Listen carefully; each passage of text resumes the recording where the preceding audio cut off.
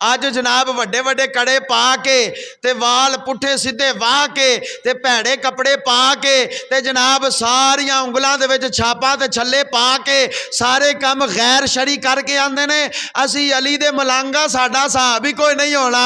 ओ मैं क्या जिदे तुसी मलांगो उस अली दा हिसाब हुंदा पिया है जिदे तुसी मलंगो ओदा हिसाब होना ते तुहाडा कोई नहीं होना। बल्ले भी तुहाडी सोच दे।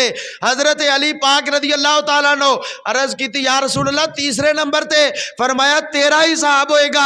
हुजूर दी बारगाह च अर्ज करदे ने कमली वालिया अगे पहले नंबर ते अबू बकर, दूजे नंबर ते उमरे फारूक और तीजे नंबर ते उस्मान आउंदा हुंदा है। अज मेरा नंबर तीसरा कित्थों आ गया? मेरे आका फरमाया अली मेरा उस्मान ओ वे जिदा क़यामत वाले दिन हिसाब नहीं होएगा, बगैर हिसाब तो ही जन्नत के अंदर जाएगा।